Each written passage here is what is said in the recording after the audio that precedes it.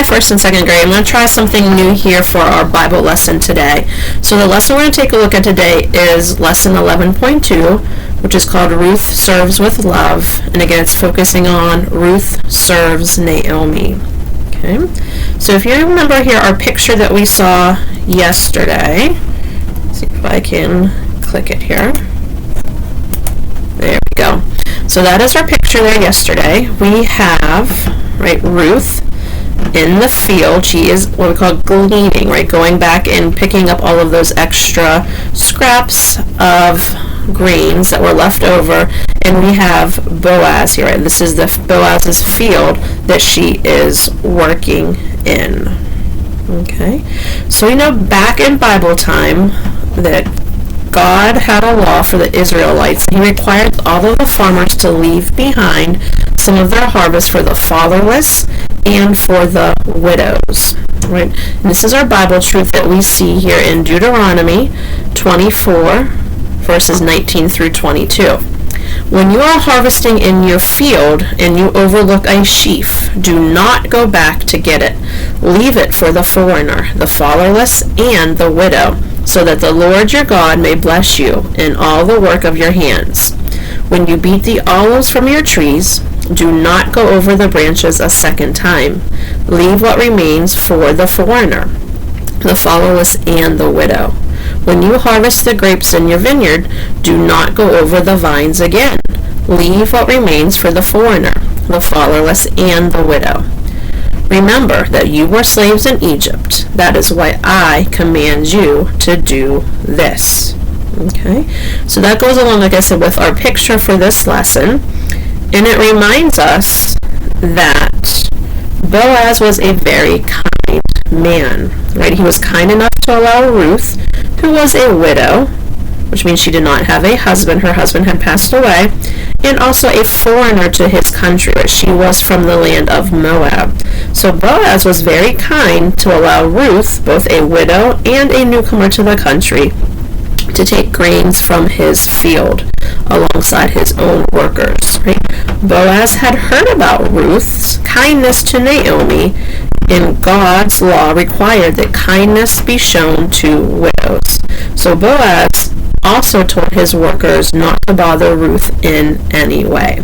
Right? So that is, again, serving with love, serving with kindness. Ruth served Naomi, right, her mother-in-law, by taking great care of her. She worked in the fields gleaning barley. Gleaning was very hard work. It was very difficult to do, right? Long days in the hot sun. But Ruth was willing to serve Naomi so that they would have the food to eat. Ruth served with love and helped in whatever ways that she could.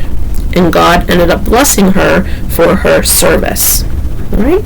So again, going back to our lesson there about Ruth serving with love, what do you think love means? Right? Lots of things that love can mean, but one of the definitions of love is when you unselfishly accept others. Right? That means you put others' needs before your own. Right? You don't think about you, you think about them, and you accept, again, what they need, and you try your best to help them. So what Ruth did for Naomi was very difficult. Long hours, working in the hot sun, collecting the food. We need to look for ways that we can serve and that we can help others. Right? It's not always easy, not always convenient, maybe not always the thing that we want to do, but we know that God wants us to show love towards others just as He would do. Okay? We're going to take a look here at another Bible verse. And this one is found in Matthew 25, verses 34 through 45. Now this one's a little bit of a longer voice, so just hang in there with me. And I want you just to see again what you hear being said over and over again. Think about what this Bible verse means to you. So it begins here with verse 34. Then the king will say to those on his right, "Come, you who are blessed by my Father, take your inheritance, the kingdom prepared for you since the creation of the world. For I was hungry, and you gave me something to eat. I was thirsty, and you gave me something to drink. I was a stranger, and you invited me in. I needed clothes, and you clothed me. I was sick, and you looked after me. I was in prison, and you came to visit me. Then the righteous will answer him, Lord, when did we see you hungry and feed you, or thirsty and give you something to drink? When did we see you a stranger and invite you in, or needing clothes and clothe you? When did we see you sick or in prison and go to visit you? The king will reply, Truly, I tell you, whatever you did for one of the least of these brothers and sisters of mine, you did for me. And then it continues. Then he will say to those on his left, Depart from me, you who are cursed, into the eternal fire, prepared for the devil and his angels. For I was hungry, and you gave me nothing to eat. I was thirsty, and you gave me nothing to drink. I was a stranger, and you did not invite me in. I needed clothes, and you did not clothe me. I was sick and in prison, and you did not look after me. They will also answer, Lord, when did we see you hungry, or thirsty, or a stranger, or needing clothes, or sick and in prison, and did not help you? He will reply, Truly I tell you, whatever you did not do for one of the least of these, you did not do for me. So, what do we think that means?